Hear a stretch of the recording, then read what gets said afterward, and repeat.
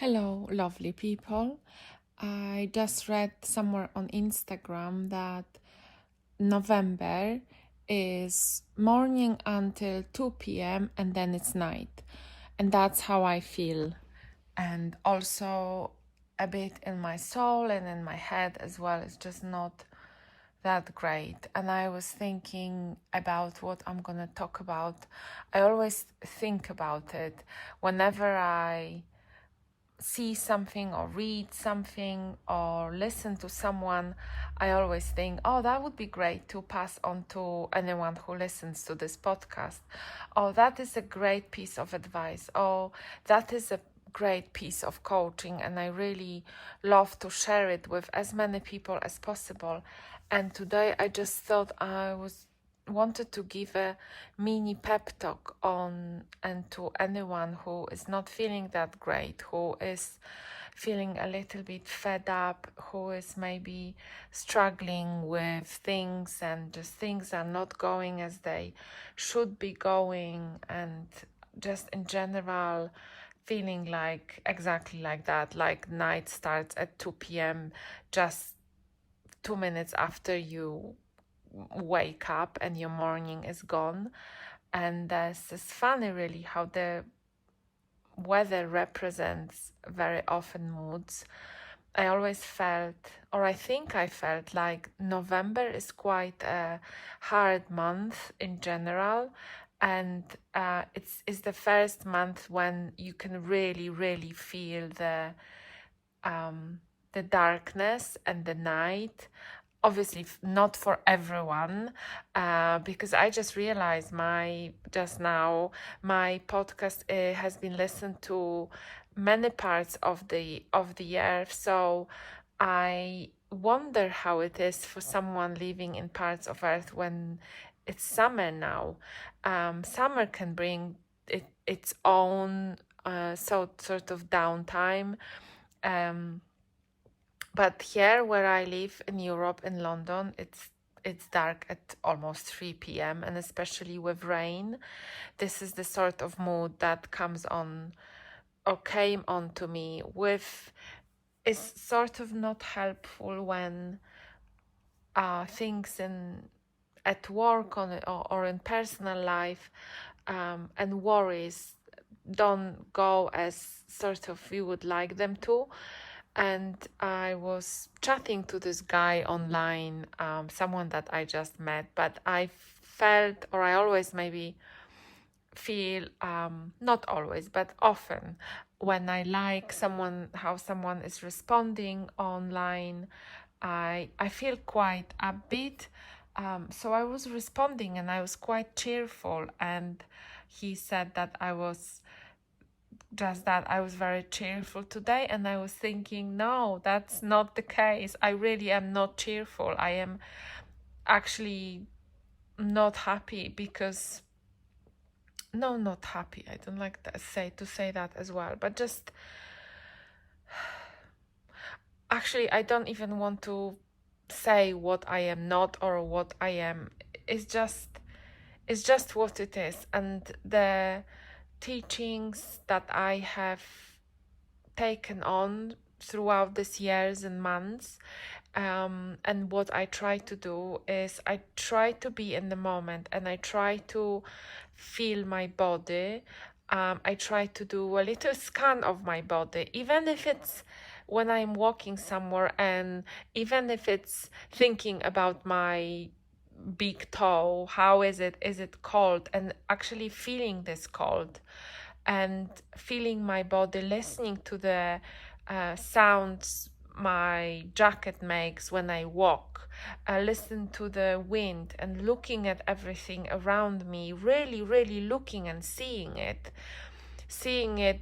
because so often, especially for the last couple of weeks, I did things and I walked somewhere, and then I tried to go back to the places I've seen or where I have been, and I couldn't remember what it was. So this is how much I am in my head. And whoever is listening to this, and whoever is in their head like that, it's so easy to get lost in your head. It's so easy to not see the world around you, to not listen to the noises, to not see the nature, the night, the moon, the people around you, because you are so much in your head. Try to do this little exercise. Try to feel the warmth on your hands, in your hands. Try to even feel the softness of your hair. And when you go out, when you walk, try to see the world outside you, but like really, really see it. Also, something to do when you drink or eat, try to just stop for a moment. And you're not gonna stop because the thoughts are still gonna go in your head, and that's fine. They can go through, they can fly, they can, whatever the thoughts are doing, be there. It's just the stopping is recognizing the moment, is seeing the moment, is tasting your coffee, really, really tasting it.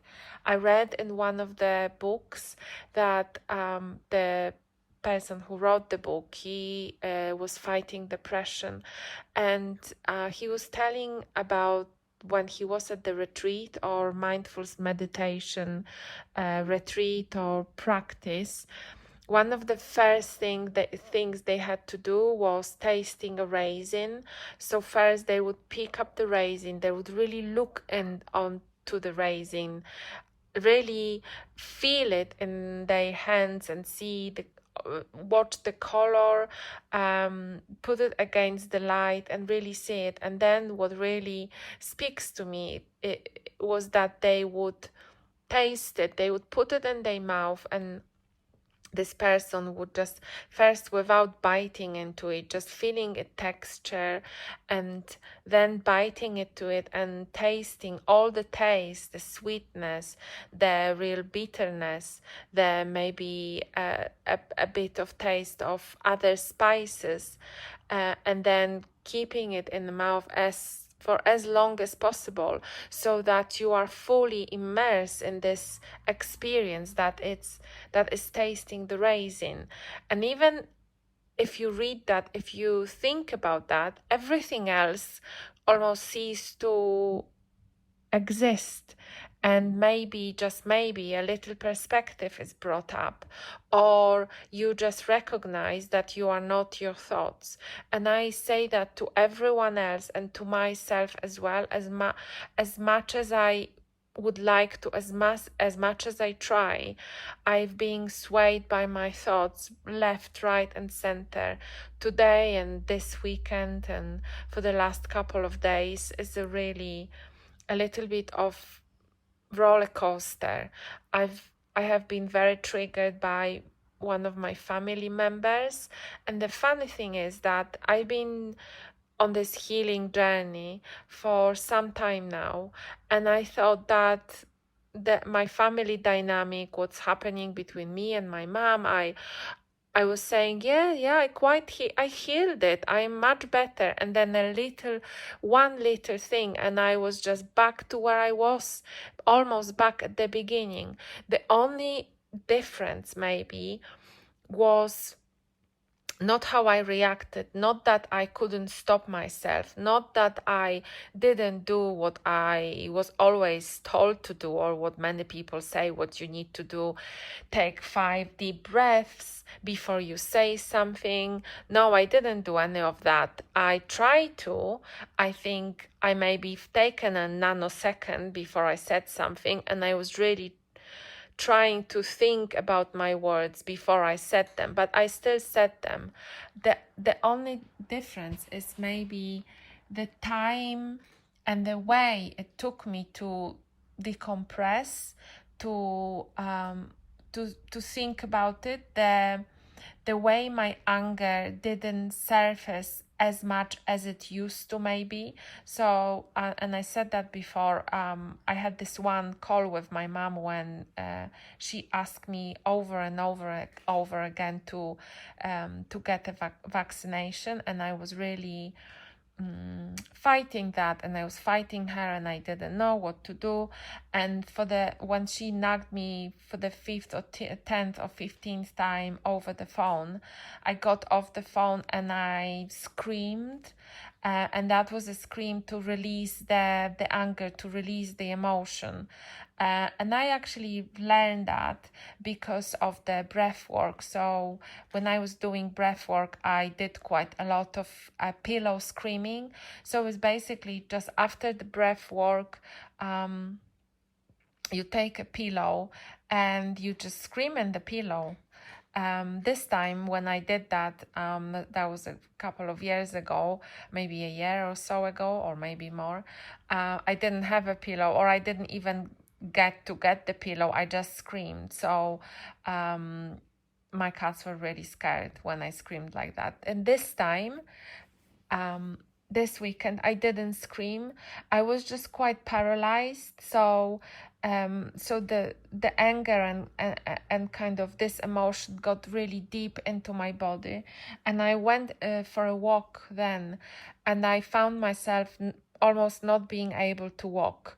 I usually walk a lot, and I'll do like 20,000, 30,000 steps a day at the weekends when I do my long walks.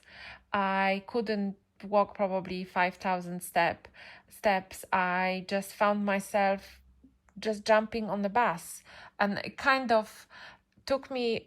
I just jumped on the bus without even thinking about it. The bus was just there, and I got on it, and I had to sit down and also eat a cookie I had. That's how I didn't have energy for anything else, and I just was on 3 stops on the bus, and then I got off the bus, and then I was able to walk a little bit more. But it was just hard. And then with this guy messaging me and me being so excited, I still see that I have so much work to do, And in the same time, I recognize that, I see that, and I love myself. I was looking at some of my pictures from 10 years ago, 15 years ago, beautiful, beautiful girl, and I was just thinking, I love this girl, and I will protect her no matter what.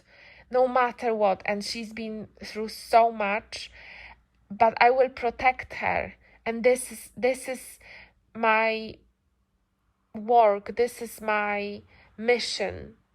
I will never allow for this girl to feel and to be treated like she was at that time, and I will never talk as bad to her as I was talking to myself this many years ago.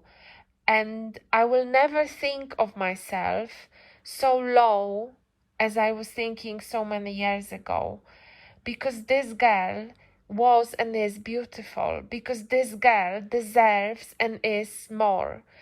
And on that note, I also want you to always remember this, what I have to remind myself over and over and over again, that we are worthy just because we are. Everything and anything on this world, on this planet, exists with a reason. Everything was created with a reason. So whoever you are and whatever you do and however you look like, it's with the reason. And you are worthy because you are. There is nothing else you need to do. There is nothing else you have to achieve, or there is nothing else that you have to make or say to make you more worthy. Of course, you can do that for your own happiness, and of course, you would need to exist so that you don't as much as you can, so that you don't harm others. But as a pure existence, as a pure spirit, and on this earth as a pure body, you are worthy and you are loved. You are entirely loved by universe. And this is also very recently, and has been also before, my mantra. So when I do my meditation, I say, I am loved. The universe loved me. I am loved and I love universe. I think this is one of the prompts and meditation mantras that I've read either somewhere in Louise Hay publications or somewhere like that. And sometimes I love to say those mantras, meditation mantras, when I meditate. And I know that sometimes it's difficult to believe that. And I also know, and I've heard many people saying that if you say something and you don't really believe in it, it does not have a full 100% power of working. This is the same with affirmation. But when I look at these pictures of this girl, and when I look at myself and think about myself, I know I am worthy. I know I was. I know I am. I didn't feel it at that time. And sometimes I don't feel it as much now. And that's why a lot of fears come. A lot of fear come. It also comes from maybe not feeling safe. And the not being safe part comes from being afraid that I am alone. So I have to remind myself, and I have to look at my cat, and I have to find things that I'm grateful for. And those things, as you know, can be very little things. Can be someone smiled at me in the coffee place, and I cuddle my cat, or I have a really, really lovely lunch, or I speak to someone at work and then confide in me, or I do this podcast and I think, oh, I had 120 downloads this year. 120 people somewhere in the world were listening to me, and I'm sure you can find yours. There isn't a situation that you are not able to find one thing worthy, one thing grateful for. And if you cannot find this thing that you just think, no, there is nothing I am grateful for, is the fact that you exist, is the fact that you can breathe and have experience of the world, is the fact that the sun is shining, is the fact that you are alive. Yes. I would really recommend you. There are so many lovely, lovely people talking out there, and finding them and listening to them really, really bring me a lot of joy, and this is so much better to listen than listen to the news about the wars, and about the fuel prices, and about the economy not being great, and about the politics that are always arguing, about the people that are, I don't know, worrying about who broke up with whom, although this is sometimes, I see it as a sometimes interesting